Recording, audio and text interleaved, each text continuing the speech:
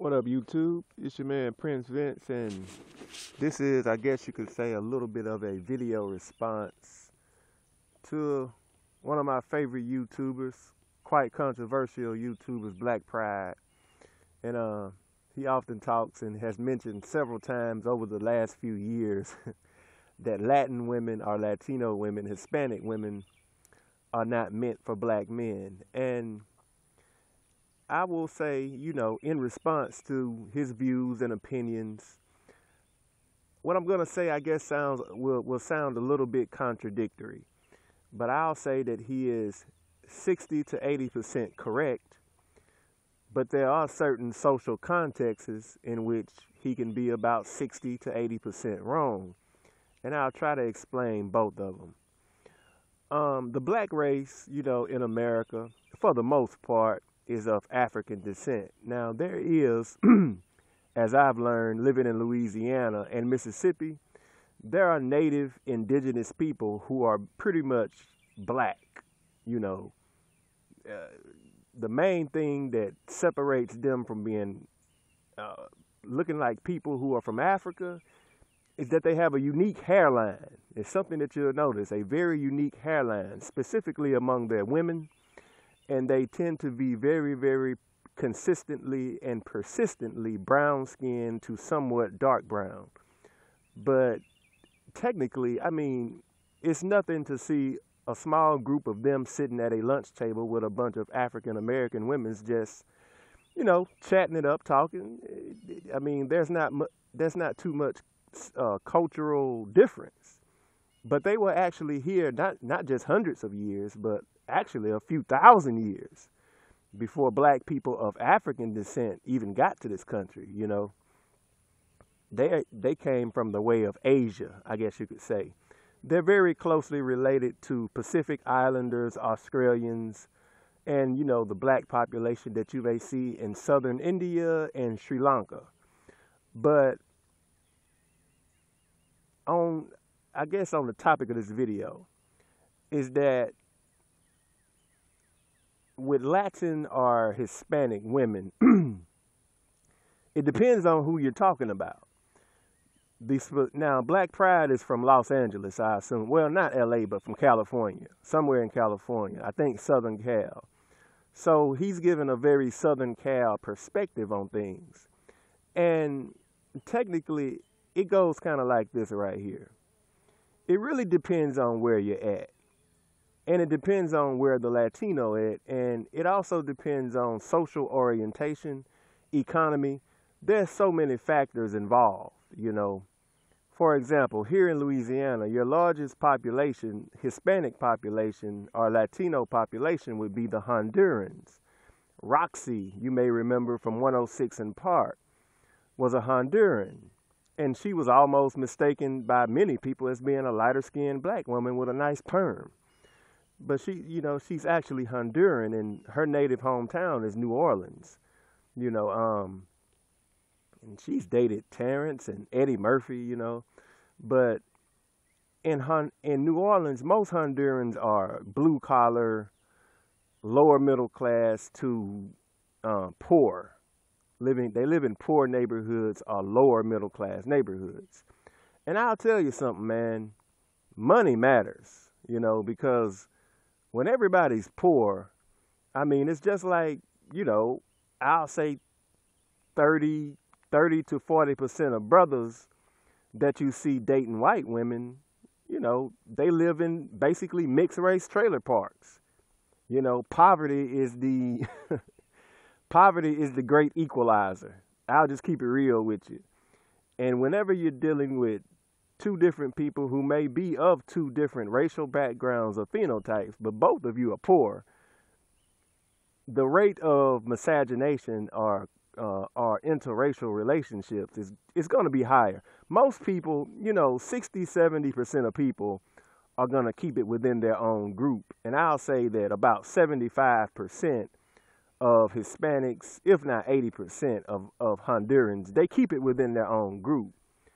But when there's maybe 20 to 25,000 Hispanics in New Orleans, about 20 to 25% of them dating outside of their own groups. You know, that's about 4,000 to 5,000 of them who are married to people of other races. Now, the thing of it is that coming from a Los Angeles perspective, you know, San Diego, San Francisco, LA, they have bigger economies. The entire state of California has a bigger economy than the entire nation of France. So, and that's with 1/3 of the population. France has about 70, 80 million people. California has about 30 million, 30, 35 million. You know, about half the population of France, but their economy is about the same, slightly bigger than the nation of France. So, whenever you're dealing with whiter phenotypical groups of people, you know, a large number of Mexicans, that would be the dominant group, Hispanic group in California. You know, a large percentage, a third to maybe half of them are largely mixed with white Spanish, you know, of white Spanish descent. They call them mestizos or mestizos. So, you know, their social status in Mexico compared to their social status in the United States is completely different. Because in the United States, they're able to latch on to more of an economy, which can uplift the whiter appearance of the, you know, which can uplift the status of the whiter looking Mexicans. You get what I'm saying? So you may have a lot of Latino women who are of Mexican or Central American descent, whether that be Nicaraguan, Honduran, Costa Rican, or Guatemala or whatever. But once they come to LA or California, you know, they're much whiter looking people and they got money and they got jobs to somewhat back up that status. But a very interesting factor, and not too many people hardly talk about this, is that there was more black people taken into Mexico from Africa than what were brought into America. And not only that, they were taken over 100 years before black people even start arriving in the Americas, in North America. You know, there was over 550,000 black people taken into Mexico. And that's just Mexico. In the early 1500s, the slave trade officially began in 1626 as it relates to black people in America. So, in North America. So, essentially, what I'm saying is this. What the living hell happened to the black population of Mexico? Well, they freed themselves under the rulership or the rebel leader Gaspar Yanga. I've made videos about that. No need to get too deep into that. They established an independent black colony for freed black slaves. But what ended up happening is that with the mestizo population and with the native indigenous Mexia population, they didn't have no damn economy to uplift the mere fact that they were a lighter, more straight-haired, I guess you could say, phenotypical group of people. As I said, as it pertains to the situation in New Orleans with the black population and the Honduran population, you know, not having money is the great equalizer.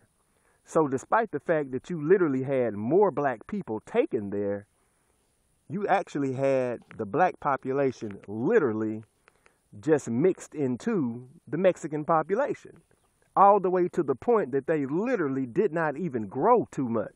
There's only 3 or 4 million pure black people, what you may refer to as pure black people. Now, there's another 8 or 9 million, if not close to 12 or 13 million, who are largely mixed. It's just that the rate of indigenous Mexia blood that's in their, you know, body at this point makes them look more black right now. I mean, makes them look more Mexican, you know, but they got some black in them, you know. You might see a Mexican female that you clearly see she got the hips and the ass of some big Amazon black female, you know. I mean, you will just see it. But poverty is the great equalizer. But here's also another factor. In San Antonio, it also depends on population. Now, back in the early 2000s and the late 1990s, I lived in South Mississippi. And in the late 90s, early 2000s, there was a large influx of Puerto Ricans and some Mexicans, but mostly Puerto Ricans. That Puerto Rican community somewhat split itself in half. A lot of Puerto Rican men got with basically just about any white female they could get with. There wasn't enough Puerto Rican women to go around. And they didn't too much care about dating Mexican women. They looked at them as just a completely different group of people. The only thing they had in common was the Spanish language.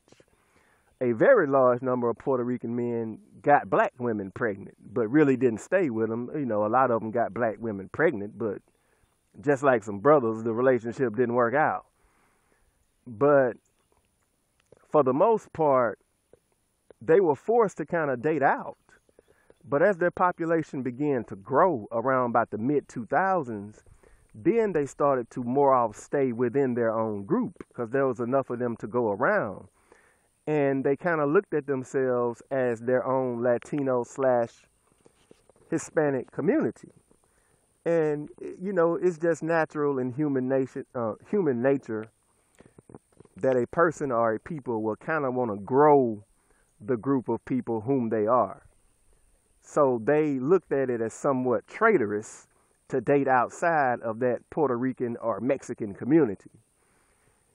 But what you will notice is that what I'm saying is this: whenever you have a small minority that's growing itself, there'll be less willingness to date out within that group. If you have 100,000 people and if you have only 10,000 Hispanics, they are going to really try to keep it within their own group. Families and marriage and dating, for the most part, they're going to keep it within their own group unless that group is just so small to where they don't have any option but to date out. But about 10,000 within a city of 100,000, that's enough for them to have their own little small community, basically. But if you move to a city such as San Antonio, and this is what I noticed in San Antonio, the overwhelming majority of people in San Antonio, a city of about 1 million people, about 2/3 to 70% of people are Mexicans. Mexicans and Central Americans. Only about 7 or 8% of your population is black. So you split that in half with the majority of that black population being black women. Out of that 8% that's black, maybe 4.5 or 5% are women, and then only 3% are black men. So black men are so rare in San Antonio that, quite frankly, I'll be honest with you, brothers are often looked at as a fetish. And there's more of an exotic appeal, especially if he's somebody who's gotten his shit together and has a nice car, has a nice crib, and dresses nice, dresses respectfully. A black man in San Antonio can run through a whole bunch of Hispanic women.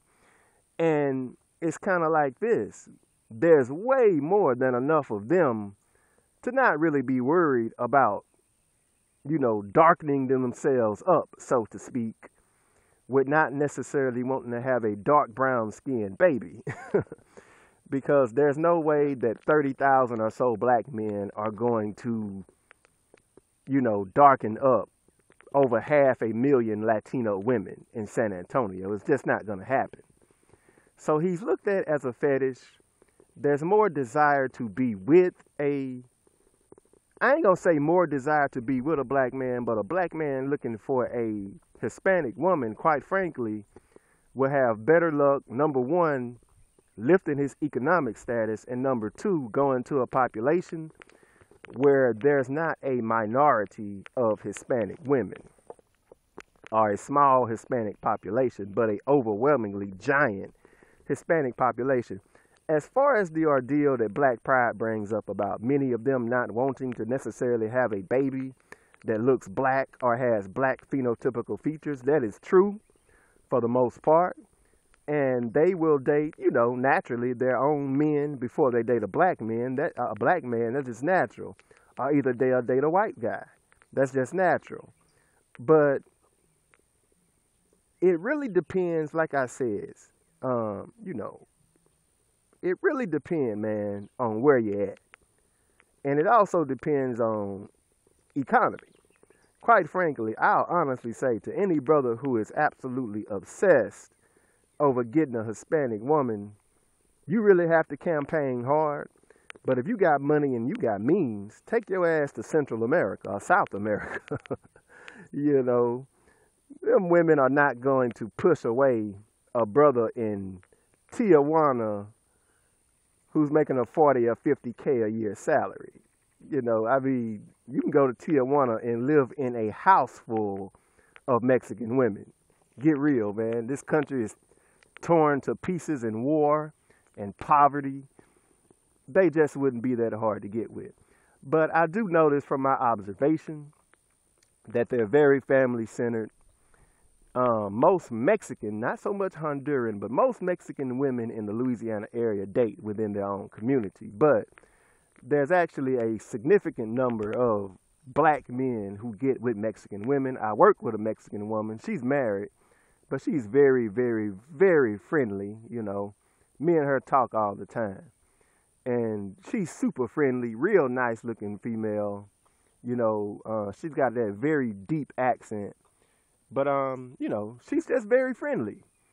And I know for a fact, if she wasn't married, you know, her husband married her when she was 16. He was like 22, she was 16. If she wasn't married, man, I could bang that woman. I could bang her ass and marry her.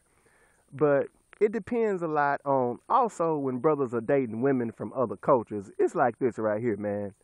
If you're a black man and you go into a Hispanic club, let me say this right here. Wipe that bullshit out of your head about they racially discriminating against you, so you getting all up in your feelings. Hell yeah, they're racially discriminating against you. That comes with the territory, bro. You just gotta soak that up, you know, and you're really gonna be looking for a relatively small number of them that are trying to get with you, okay? And most of them probably ain't really thinking about you. It's just that if you really throw your hat in the ring, so to speak, you'll lift your chance of getting with one of them, you know. But it is what it is. I guess that is this little video response. I might speak on the issue again, but that ends this little video response to one of my favorite YouTubers, Black Pride. And remember, it depends on where you're at. It depends on the economy. But quite frankly, it really depends on your personal status as a black man and how hard you campaigning. And are you able to holler at multiple women without feeling rejected? Okay. This your man, Vince Rashad. I'll holler at your dog.